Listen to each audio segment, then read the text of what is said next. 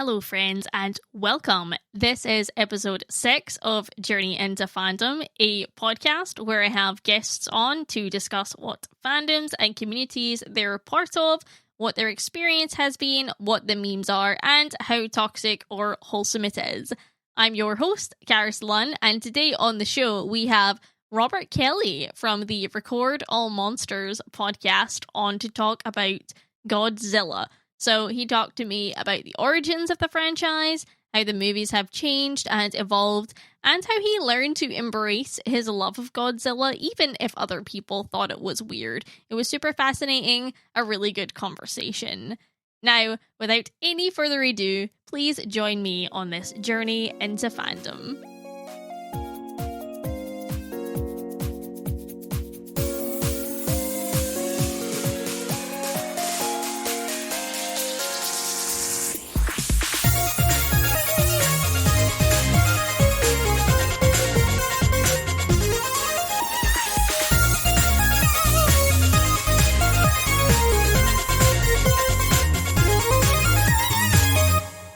Everybody to another episode of Journey into Fandom. My name is Karis, and with me is Robert Kelly. Hello, how are we? I'm doing good, Karis. Hello, thanks for having me on. Absolutely, and you're here to talk to us about Godzilla, which is really exciting. Yes, I am. It's not a topic I know much about, but it's going to be fun. It's going to be exciting. So you have a podcast also called Record All Monsters, is that right? That is correct. I have listened to a little bit of it. So, yeah, it's fun. Because it seems like you do a lot of different kinds of movies on there. Like, a lot of them kind of like old school, I guess. Is it like, are you just like reviewing all of the movies like to do with monsters from like back in the day up until the present? Is that the... That's the idea, yeah. Amazing. Starting as far back, first episodes on King Kong, and working our way up to the present day. That could take a long time. As currently projected, we're looking at 5 21-episode seasons. Okay. Awesome. That may change. Amazing. Exciting stuff. So, this is the segment, and it's called Personal Experience. So, for those who don't know literally anything about the topic, basically what I get my guests to do is I give them 2 minutes to give the listener some context, like a wiki condensed version of the topic. So I'm sure most people have heard of Godzilla. I've heard of Godzilla, but do I know anything about Godzilla? Not really. So are you keen for this? Yeah, absolutely. Okay, I'm gonna start the timer if you're ready. Yes. Okay. Yes. All right. 3, 2, 1, go. So, the first Godzilla movie came out in 1954. It was directed by a man named Ishiro Honda, produced by a man named Tomoyuki Tanaka. The special effects were done by a guy named Eiji Tsuburaya, and the music was done by a guy named Akira Ifukube. Now, I bring up those 4 guys. They're commonly called the fathers of Godzilla, the forefathers. The first movie is a brooding metaphor on the Japanese psyche and what being the only nation ever to be bombed by nuclear weapons has done to them, essentially. Interesting. Very heavy, ponderous movie. It's a very good movie. It's a classic, all-time classic. But then the series gets silly and fun pretty much immediately. The next 2 movies. Yeah. And that's what I love about it, just the silly funness, but a lot of people do prefer heavier, darker themes. And there's a handful of movies, there's 35 movies in the series at this point, I think. It's the longest running film series in the world. Oh my gosh. And it inspired, copycats and cash-ins. I'm a big fan of those as well. Amazing. And Godzilla is the central character that ties all this together. He's a giant radioactive dinosaur monster. He breathes atomic breath. It's not quite fire. It's like a radioactive mist or plasma thing. Okay. And then he fights other monsters and crushes cities. Sometimes he's a good guy, sometimes he's a bad guy. Excellent. You do have 10 seconds left. If there's anything else you want. Gamera's cool too. He's a Godzilla cash-in from 65. Beautiful. That's it. That was great. That was awesome. Okay, so I didn't know that. So it's like an actual series, like from beginning to end? Because I thought they were all like reboots of each other. So the first 15 movies are in a very loose continuity. Okay. Interesting. Those ran from 1954 to 1975. And there's like some reference to each movie, like after a monster appears in one of the movies, what next time they show up, people are like, "Oh yeah, it's King Ghidorah. We know who that is." Right. So by the end of the series, like a lot of the heavy lifting and the lore and stuff is established. It's done. Okay. Makes sense. So then after 1975, the series ended just because the Japanese film industry was completely underwater. It was not doing well. There was no plan to stop the series. It just stopped because of money. Okay. In the 80s... Money will do this. Yes, it will. In the 80s, Japan had a big economic upswing. Film industry was booming again. So they started a new Godzilla series that followed as a direct sequel from the first one in 1954. This one is called either Return of Godzilla or Godzilla 1984. And it started its whole new series, which in English-speaking parts of the world is usually referred to as the Heisei series. Okay. Because it's named after the then current reign of the Emperor of Japan. So awesome. We this gets into Japanese history. Godzilla is distinctly Japanese. It gets into Japanese history in that each era of the Godzilla films is named after the imperial era that the films were made in, with one exception. So the original series is called the Showa era because that was the era, the imperial era, from the 20s to the late 80s. Okay. And then the Heisei era was from the late 80s until very recently, I want to say 2017 or 18. And we're now in the Reiwa era. Mm-hmm. But the Godzilla films made during the Heisei era are usually split into two groups. The first 7 films, from the Heisei era are in an English-speaking world called the Heisei series. Because they have a very tight continuity. Godzilla as a character evolves from nuclear menace once again to kind of an anti-hero by the end of it. Nice. And then that series ended in 1995. And then in America, they made a movie called Godzilla that starred Matthew Broderick. It has a very bad reputation among Godzilla fans. Oh no. It's not well liked. I think it's fine. I think it's a bad movie in general, like aside from being a Godzilla movie. Right. A lot of the Godzilla movies aren't great though. Interesting. But people dislike it for all the wrong reasons. Yeah, people do be like this. I guess we could get into that in a minute. Mm-hmm. So tell me about how you started getting interested in Godzilla. Like, when did you get invested in this series? My very first exposure to Godzilla was when I was 3, and I got into it right away. Wow. That's cool. So I was 3. This was probably like 1995 or 6. I don't know how old I am. I forget. My wife always tells me. It was 1995 or 6, and I was at a video store with my family. We used to go every Friday night to Hollywood Video. Oh, that's fun. And everyone would get a movie. Mm-hmm. And the movie I got, I usually got some kind of dinosaur movie, like whether it was like taped with several episodes of the show Dinosaurs, the Jim Henson Show, yes, or like Land of the Lost or something like that. The Planet of the Dinosaurs. It's a public domain dinosaur movie that is bizarre. You should look it up. Weird. I would get some kind of dinosaur movie most of the time, and when I was going through the dinosaur movies, I saw this movie with a dinosaur fighting a robot dinosaur and people fleeing from them.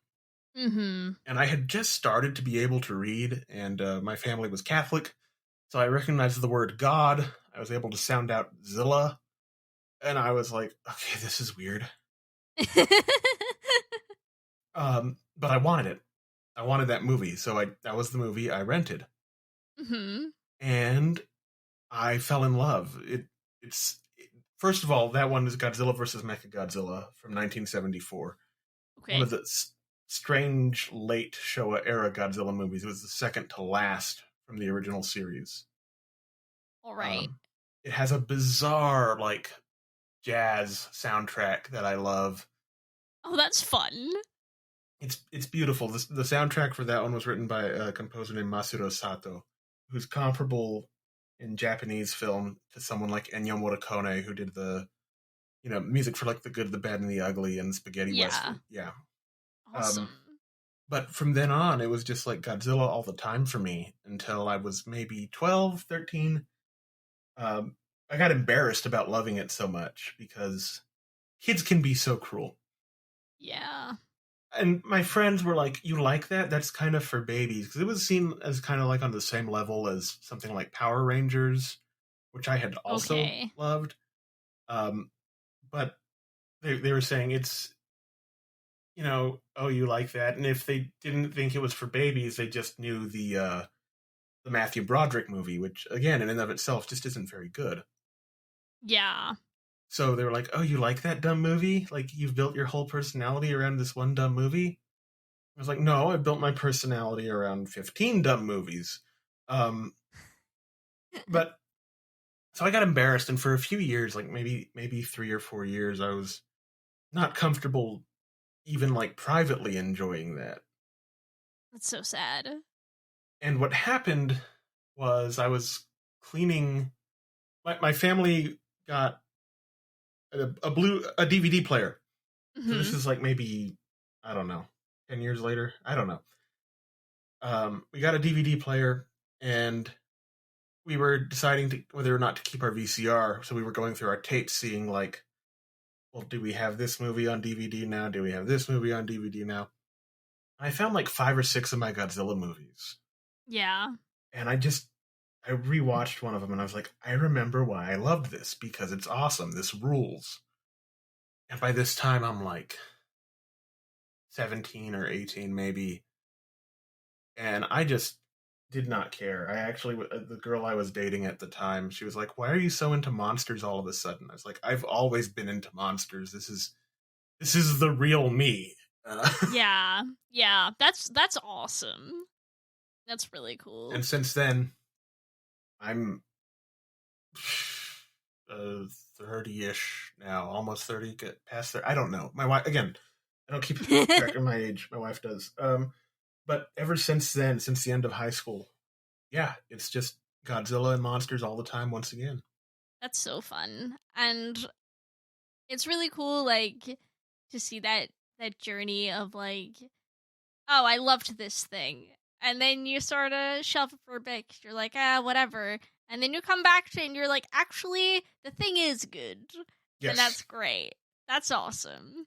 That's what we're all about on this show. I'm really interested in people and their passions and what gets them up in the morning and why they're excited for their thing. So that's really dope. So what about the Godzilla fandom? Where is the fandom? Where do people interact?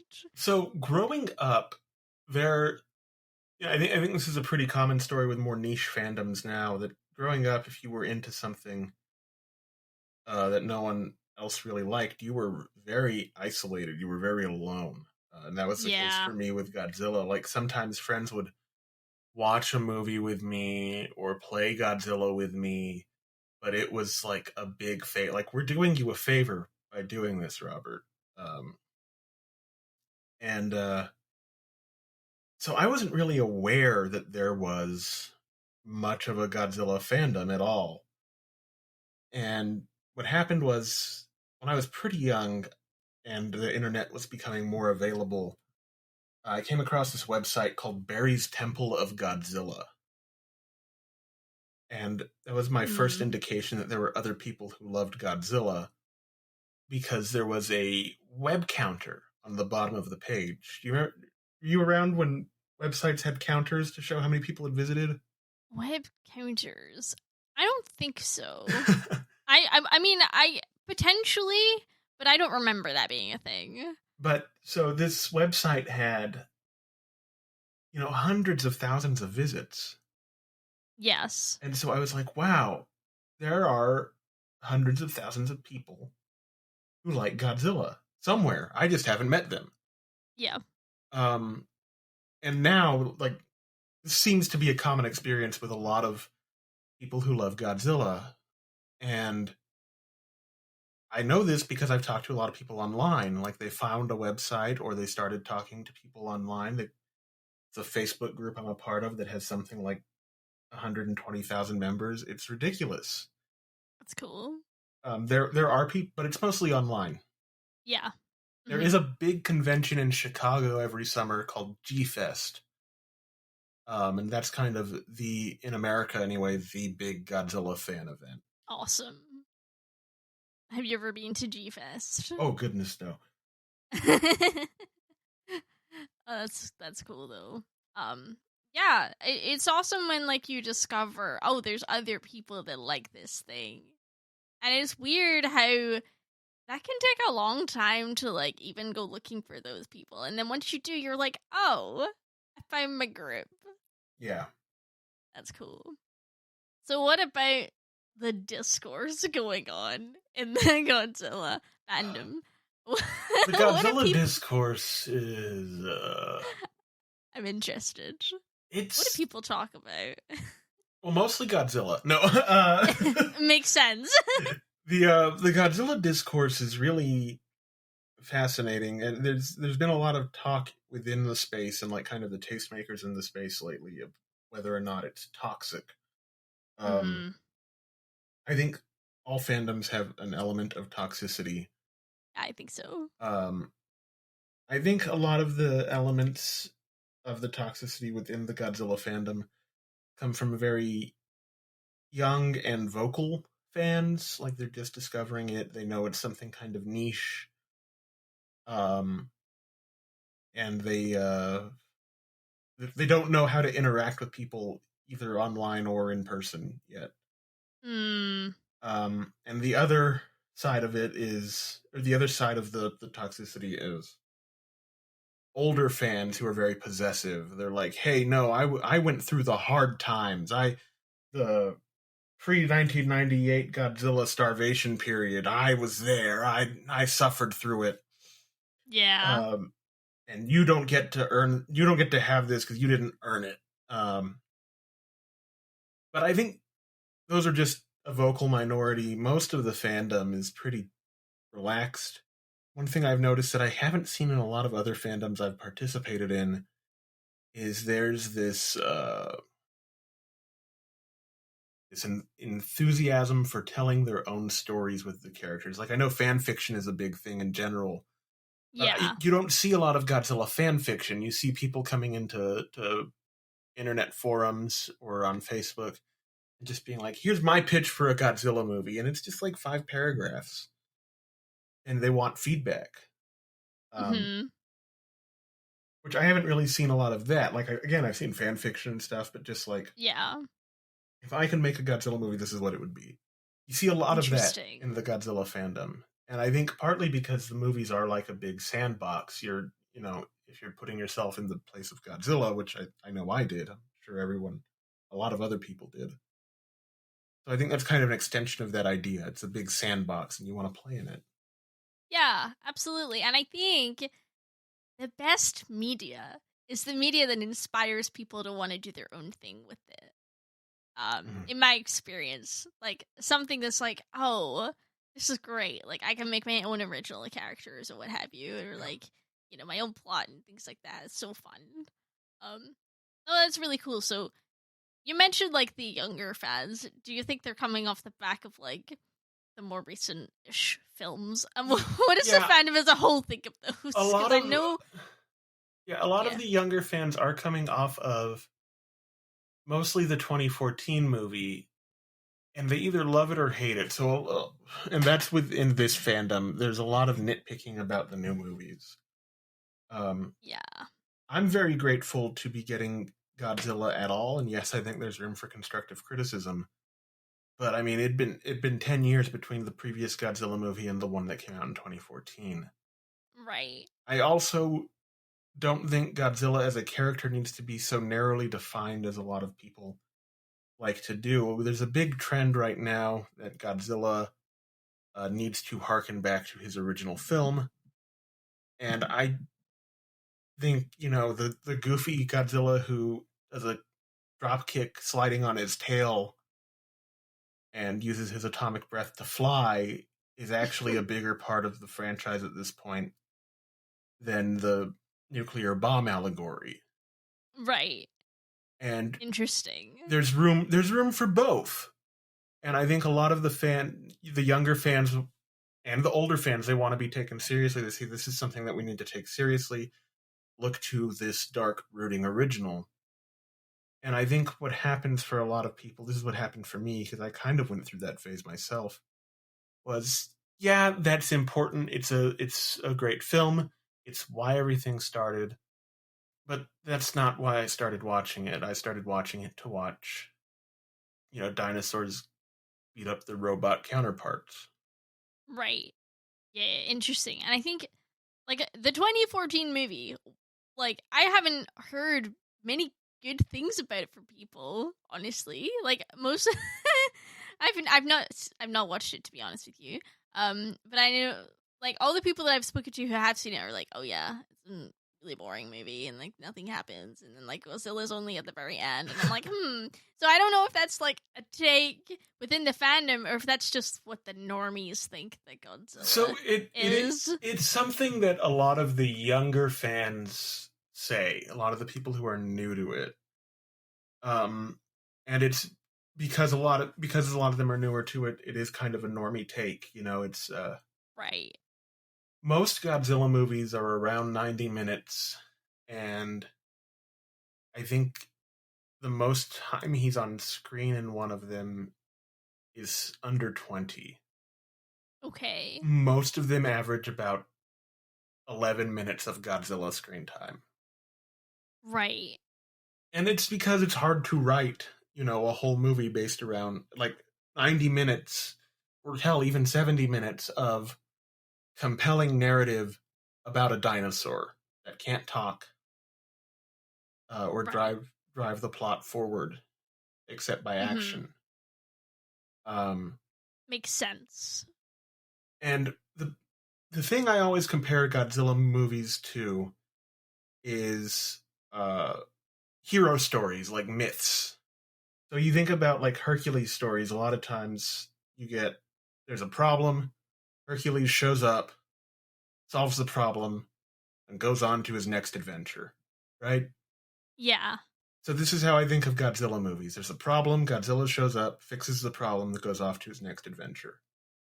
Okay. So to make that a feature length, you have to establish the problem, you have to establish the stakes that the problem creates, you have to have characters that you care about, and then you have to establish the hero, but whether by actions or reputation or whatever. So that's how most of these movies works, and I think the 2014 movie is a great update of that. Now, most people I know who were upset by that movie have one complaint at the top of their list, and you haven't seen the movie, and this is going to be a spoiler. That's okay. I will probably watch it after this just so I have some context. But yeah, no, it's okay. The Bryan Cranston was billed as the star, and he dies a little bit less than halfway through the movie. Right. His character does. A lot of people were really angry with that. And he was probably the best actor in the film. I think that's the general consensus, and I agree with it. But I wasn't there to see Bryan Cranston. Okay. I was there to see Godzilla, and I have my set of expectations for a Godzilla movie were more realistic, I think, than a lot of people's, because again, I've been in this since I was 3 years old. And most of these people hadn't. But there are people who have been watching them since they were kids who had issues with it. Not to cast such a wide net and generalize. So I think when you're in the right mindset, when you understand how the movies work and what your expectations are, it's a really good update of the original series of Godzilla movies. And I think all of the MonsterVerse films from Legendary and Warner Brothers carry that spirit forward. Okay, that makes a lot of sense. And I think that maybe people just coming into Godzilla, that's the only one they've ever seen, they're like, well, that was underwhelming. But yeah, that makes so much sense. Like for me, I cried in the theater. Like it was so I loved it. I still love that movie. It was very good. It's what I always wanted a big budget Hollywood Godzilla movie to be. It's great. And I'm glad that it exists and it's out there. That's awesome. So, in terms of like the discourse that goes around, whether it's to do with that movie or other movies or what have you, do you tend to like engage in that online, or do you try and keep out of it? I used to get more into it, and my call was always for nuance, which is something that's impossible to do online, both online and within a fandom. So, doing it within a fandom that is mostly online, nuance doesn't really exist in the Godzilla fandom. A lot of stuff is either the best ever or the worst ever. And the fact of the matter is, most of the movies are the very best case scenario. Great, terrific, fantastic. Most of them are fine. Like in terms of objective cinematic quality. Like, ain't none of these getting nominated for Oscars, you know? Right. Yeah. But they're not for that. They're fun monster movies. And I think that's my big takeaway. And when on the rare occasion I do get involved in the discourse, that's what I'm saying. Mm-hmm. For real. Yeah, I think that's important is like, you know, a lot of these issues to do with fandoms is to do with people's expectations. And like, I want it to be this. And it's like, you gotta just chill out and realize that it's not necessarily the most deep thing ever. Or like, other people have other opinions. Right. So, yeah. Well, cool. It's kind of like an oatmeal raisin cookie. A lot of people say they hate oatmeal raisin cookies because they thought it was a chocolate chip cookie. And then they were disappointed. Yeah. But that's not the oatmeal raisin cookie's fault that your expectations for it were inaccurate. True. That is a good analogy. That summed up the whole podcast right there, I think. Makes sense. Yes. Don't get upset at the oatmeal raisin cookie. Absolutely. Also, oatmeal raisin cookies are my favorite cookie. They're good cookies. They're my favorite. I like them a lot. What else? What other discourse is there? What would you like to talk about?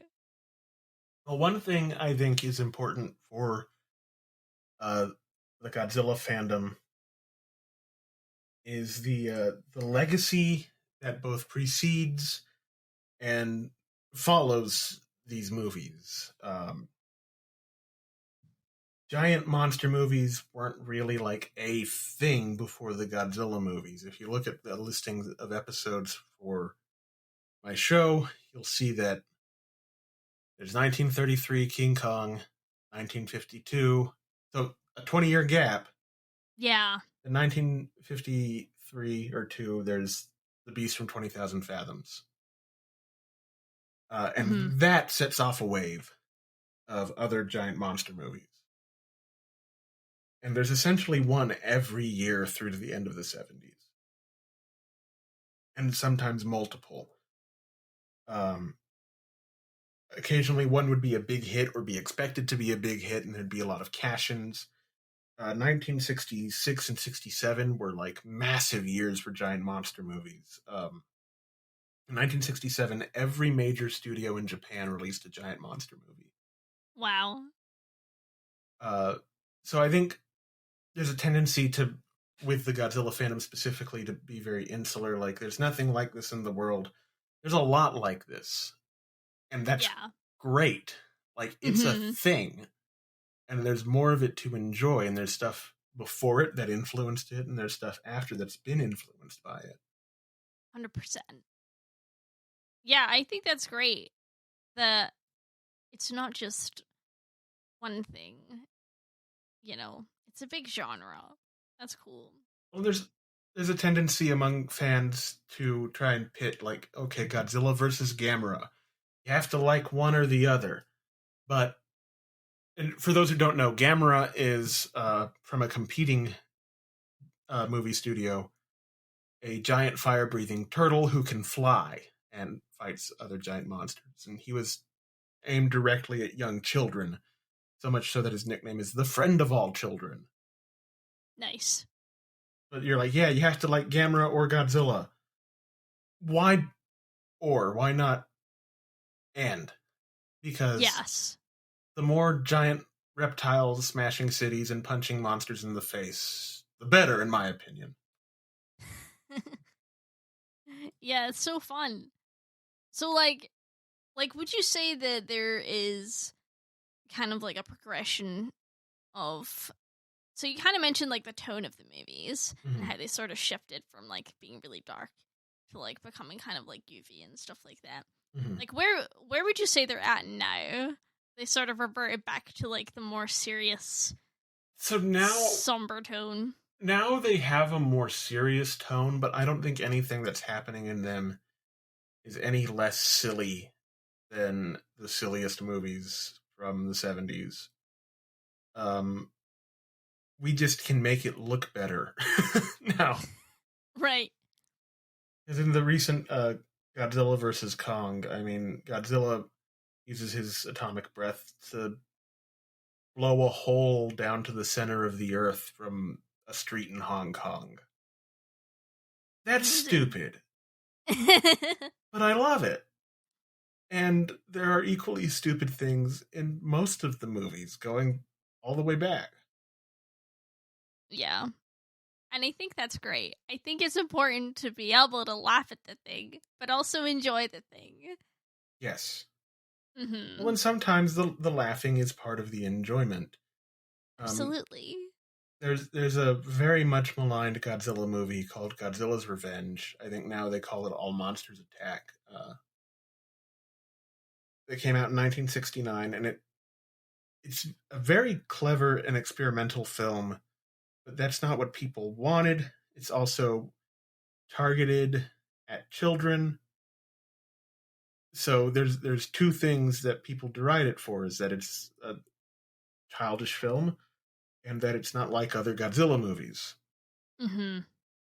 But I think there's a lot of room to reevaluate it, and I think there's a little bit of a reevaluation happening. There's a YouTube channel called Daikaiju Legends who last year, 2 years ago, released a 50th anniversary analysis of that movie. And it was very good, and I think that kind of idea is stretching back. Like, these all don't have to be the same thing. There's room to experiment. Yeah. That's great. That's awesome. Are there quite a lot of like Godzilla creators on like content creators on the internet? There's too many. Including myself. Yeah, absolutely. There's too many of us. And there are so many who do it so much better than I do. On YouTube, there's Up from the Depths, Daikaiju Legends, Monster Island Buddies, Monstrosities Tokusatsu Vlog, and there's podcasts. The big one has ended, but it was the Kaiju Cast with Kyle Yount. That went for like 10 years. Awesome. Gargantu Cast is another one that's happening currently. Kaiju Weekly, Kaiju Apostle. There's so many. And most of them, everyone has something interesting to say. Everyone is affected by these films differently and has a different opinion. And I was joking about how, there's too many of us. Yeah. It's good to have all of this out there, all of these takes, all of this representation. Absolutely. Yeah, 100%. Do you think that is there anybody that you would say is like the face of the fandom or whatever, or like the kind of biggest content creator, or is it quite like decentralized? It's pretty decentralized. In terms of big like fan creators, there's an artist named Matt Frank who's actually gotten to work on a lot of official stuff recently. Oh, that's awesome. But he started out as a fan artist with his own little fan Godzilla continuity called Godzilla Neo. I think that was him. I may be confusing him with someone else. I hope I'm not.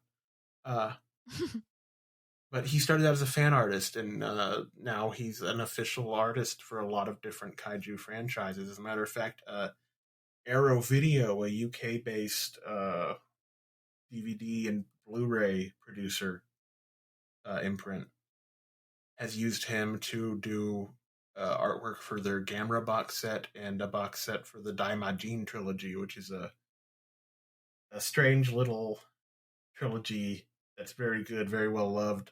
Now it's kind of a cult thing. Awesome. But yeah, he was a fan artist 10 years ago, and now he's, the Godzilla artist for comic books and DVD box sets. That's so cool. I love when fans are able to like give back to the thing that they love in like an official capacity. That's really fun. Have you made like any Godzilla friends like online, like people that you chat to and what have you? I like to think I've made a few. I do talk with Chris McDonald, who's the host of Gargantucast from time to time, as well as John LeMay. He's an author. He's written several books on the subject. Both have been on my show. Another very good friend I've made. He's not necessarily within the kaiju fandom, but he's in the broader monster and horror fandom. A gentleman named Derek M. Cook. He hosts a show called Monster Kid Radio. He was given an award recently by a prestigious fan community called the Rondo Hatton Award. He was inducted into their Hall of Fame this past year. And he and I talk fairly regularly now, just from being on each other's shows and reaching out. That's really cool. Yeah, it's fun to see like people coming together to give back to the thing that they love, and that's so great. Yeah, I feel like there's kind of a. I'm sure every fandom feels this way. I feel like there's kind of a special thing with people who are monster fans because so many of us are drawn to monsters because we feel like we're outsiders. So to find other people who identify maybe not in the same way, but at all, it's very fulfilling. Yeah, absolutely. There's kind of a closeness just from the fact that, hey, you like Frankenstein? I like Frankenstein. Wow. Yeah. Yeah, it's so cool. And I think like it's really awesome to as well to be able to watch the same thing and like take something away that's different from it and like be able to talk about that, like how it impacted you personally and somebody else that spoke to them in another way, and that's cool. And I think like in a franchise that's got so many movies, like you're not gonna necessarily love every film. Some things just hit different, and that's okay. Yeah. Well, for me, I know my big takeaway from the Godzilla movies is very different from most people's. My big takeaway is that, every Godzilla series pretty much starts with him as a menace of some kind. And by the end of it, he's a hero or an anti-hero. He's a force for good in the world. And I kind of see that as like aspirational for myself. No matter what you do, there's a chance that you can still be the good guy. Now, that's not saying I'm going around demolishing cities with nuclear breath. But I mean, like, oh, I forgot to pick up the dry cleaning. that's okay. I can still go get it tomorrow. You know? Yeah. Yeah, absolutely. That's great. That's beautiful. And that's what the show's all about. Is chatting about what inspires people. It's so fun.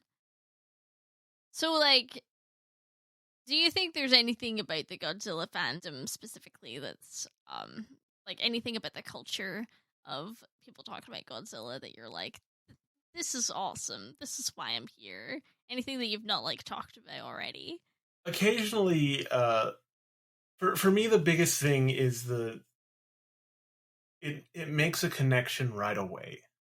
Yes. Because it is something that's so niche that you're like, wow, you like Godzilla.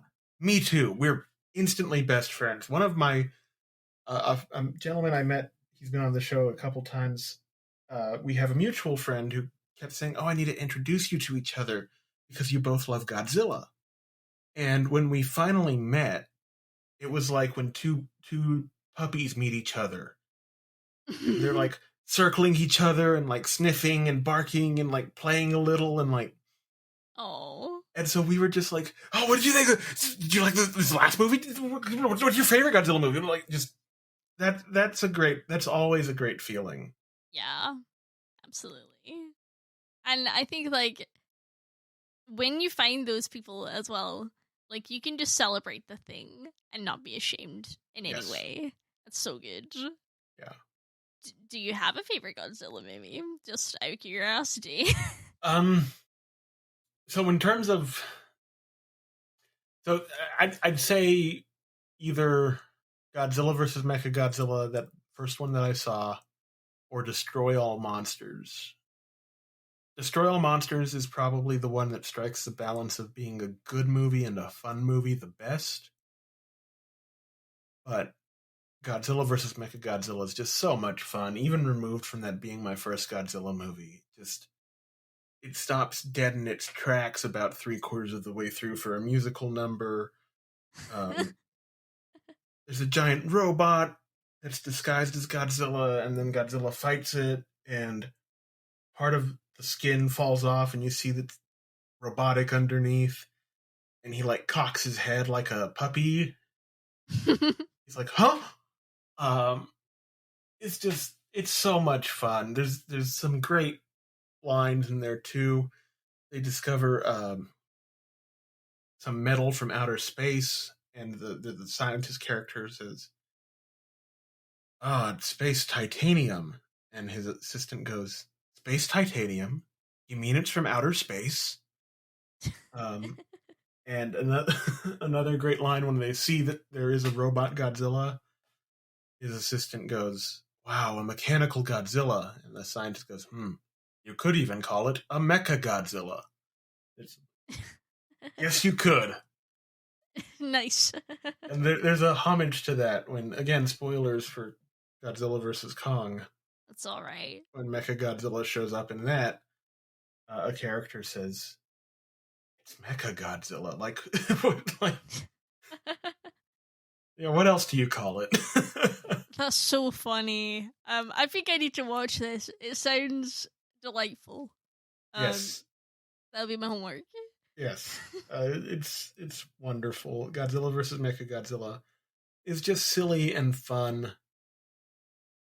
And, the English dub I love so much. A lot of people like to watch these movies with the subtitles now. Mm-hmm. But the dub has so many great things like that, including pretty consistently, because the actors are mostly American and English expatriates living in Hong Kong for the dubs, the voice actors. And so a lot of them say Godzilla. It's great. It's wonderful. That's so fun. Yeah, I'll have to check that out. And, oh yeah, another thing I was curious about, actually, is you mentioned the fact that obviously the franchise, like, started in Japan and has got that through line, throughout all of them. But, like, how is that, like, reflected in the new movies? Because, I mean, from the marketing and stuff, it just looks like a Western blockbuster to me. But it very much is a Western blockbuster, but there's so much of the Godzilla character that is so inherently Japanese that it's just tied to him. It comes with him. Right. For me personally, it's very hard to separate him from his background in a good way. It's not like something that holds him back. Like, this is where Godzilla is from, and I love Godzilla. Yeah. That's awesome.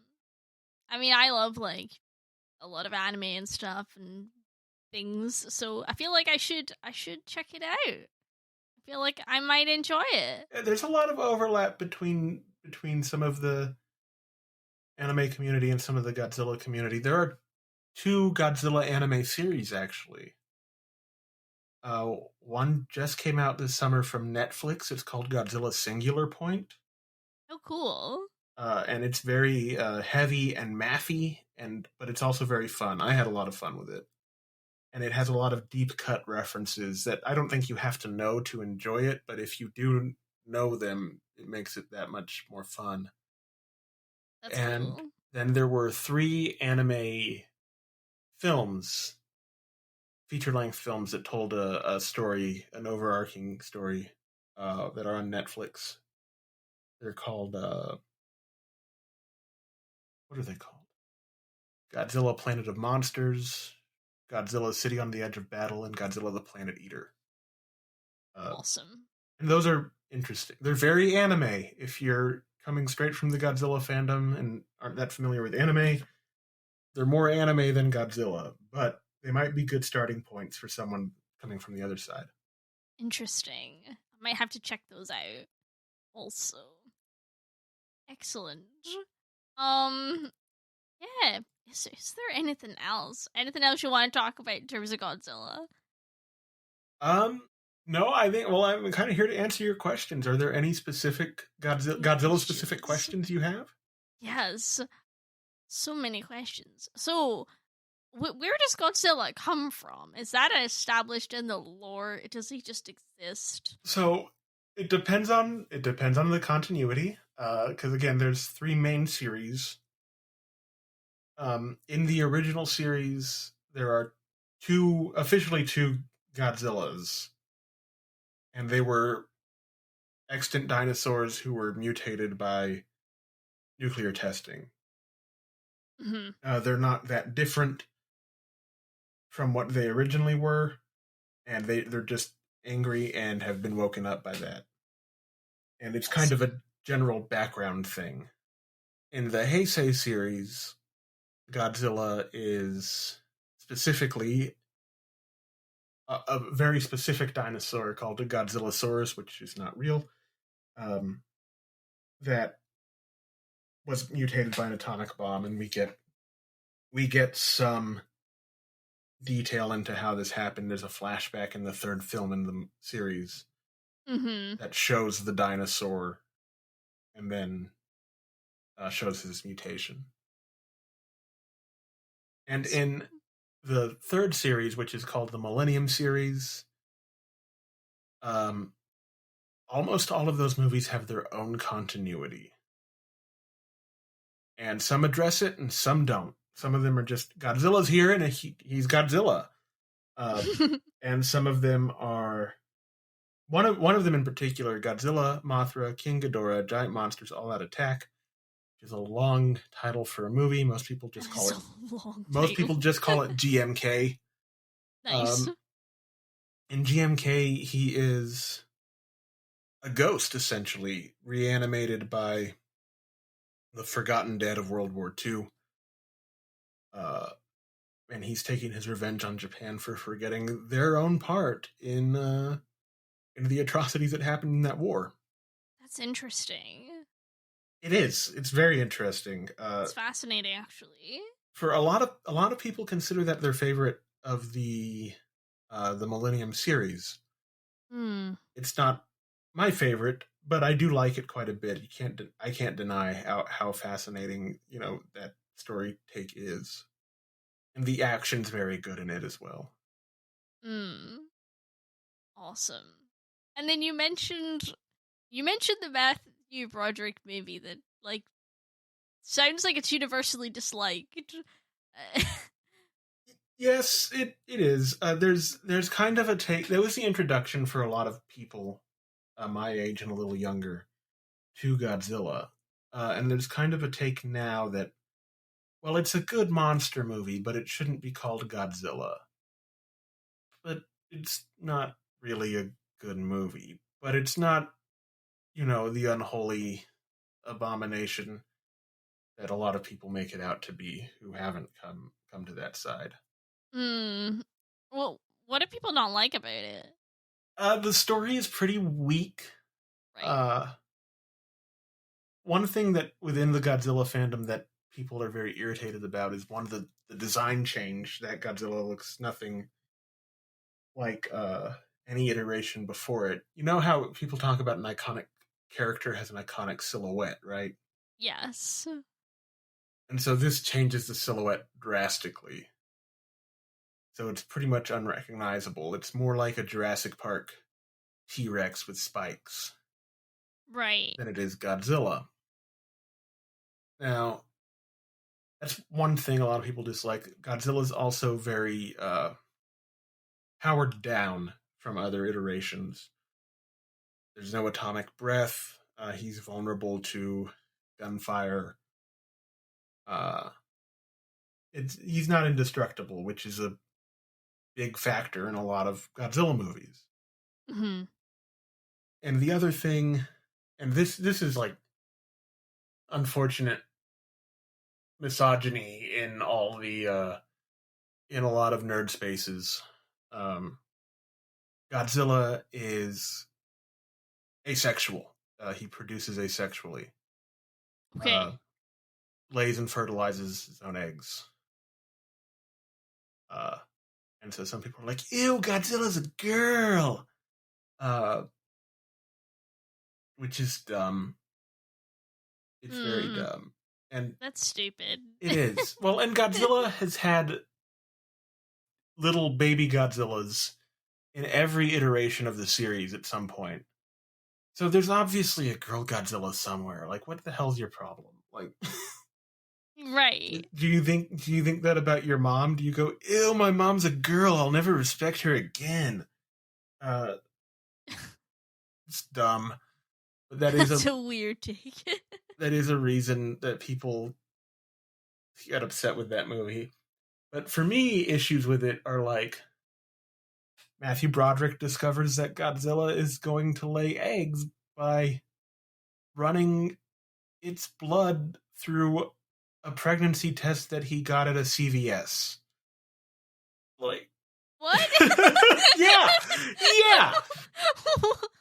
And so, like, that's so strange. Yeah.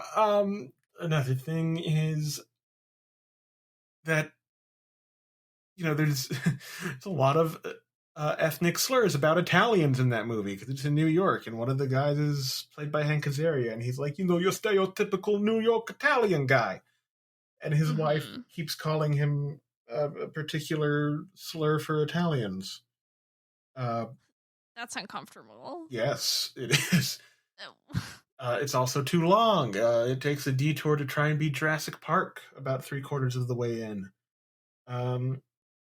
It's not a very good movie, even as a monster movie, which does have a lower bar. There are some good things about it. For example, Jean Reno is in it, and he's fantastic. He plays a French Secret Service soldier who was trying to help stop Godzilla because the French government accidentally made him. It's a fun performance in a movie that doesn't have a lot of fun stuff going for it. But, yeah, it's not a very good movie, and it does need to be rehabilitated, but we don't have to deny the fact that it's not very good to do that. Right. That's so weird. I can't get over the CBS thing. No, that's something. Wild. That's something. Oh, bizarre. What's, like, the weirdest thing to happen in a Godzilla movie? Or, I'm sure that you could say many things. So in answer to that. I think the two contenders would probably be in the 1971 Godzilla movie, which might be it is the weirdest one. It's called Godzilla vs. Hedorah, or Godzilla vs. the Smog Monster.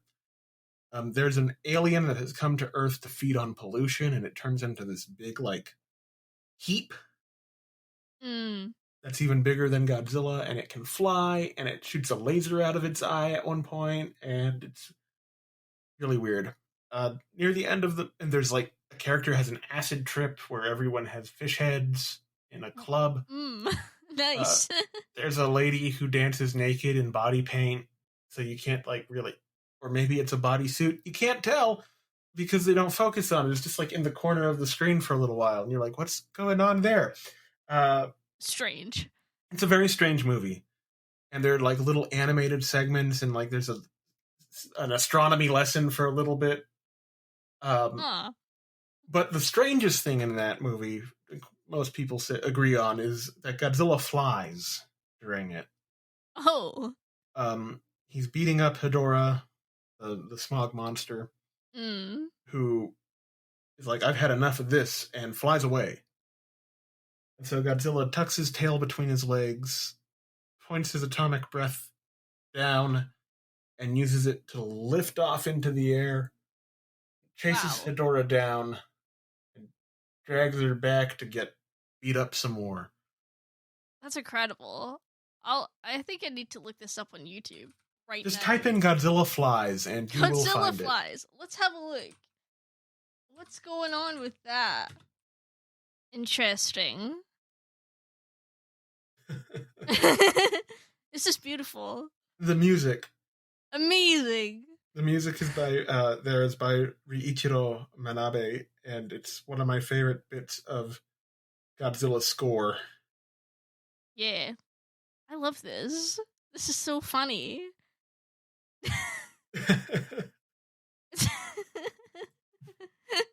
Amazing. It's beautiful. I might have to watch this whole film. It sounds great. It's something. The next weirdest thing is probably from 1973's Godzilla vs. Megalon, where Godzilla is tag team fighting this monster Megalon, which is like a giant Hercules beetle, with a robot named Jet Jaguar, who I have named my Roomba after. And Jet Jaguar is holding Megalon by the arms, like he's got his arms under him, pinning him against himself. And Godzilla runs backwards, and he jumps up onto his tail with his feet pointing out, and he slides like 10 feet over to Megalon and kicks him in the stomach. Wow.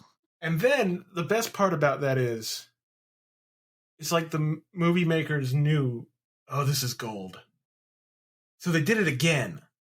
It happens twice, back to back. It's great. It's great. That's so good. Yeah, like I never really knew that much about Godzilla. Like, I knew my dad didn't really like it. He was like, oh yeah, it's weird movies where, you know, they have like people dressed up like monsters and it's dumb. But this just sounds delightful to me. This sounds like such a fun time. It's like, why wouldn't anybody enjoy this? It is delightful. It is weird. It is dumb. It is intelligent. It's very complicated. It's very nuanced. And I love it. It's my favorite thing, outside of a few other things. It's my favorite piece of pop culture, I should say. Yeah. Well, this has been a joy. It's been a joy to learn about Godzilla. Is there anything else? Anything you'd like to plug just now? Well, there is my show, Record All Monsters. Record All Monsters is going to be on a hiatus during September and October. Okay. We'll be coming back for our second season in November. November. But in the meantime, there will be some little things sprinkled throughout to keep the feed active and alive. Including we're going to be doing a reading of the 1932 novelization of King Kong, which is in the public domain, so no one can sue me. Amazing. That's great news. So there will be a few things. We're also going to be having, it'll have already happened by the time this goes out, an award show for the movies that we have covered this season. Excellent. That sounds like a lot of fun. I'm editing it now. It's been a blast. Cool. Well, thank you very much for coming on. Appreciate it a lot. Oh, it's a pleasure. Yeah. We will put all of your links and everything down below. Thank you so much for joining me today on this journey into fandom. Excellent. All right. Well, thank you for inviting me. It was a blast. Of course. Absolutely.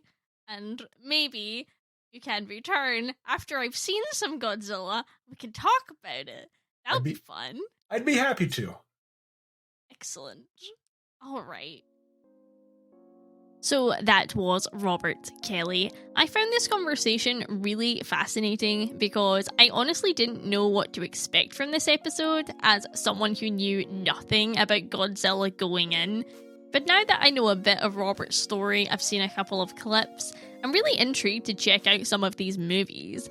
And I also really loved what Robert had to say about how Godzilla speaks to him and how media can speak to all of us differently, and that is really beautiful to me. My name is Karis. You can follow Journey into Fandom on Twitter at j_into_fandom, and I am at Carrison Ford on Twitter. Please also join the official Discord for all my podcasts, Kingdom Minds, Retrospective, and Journey into Fandom.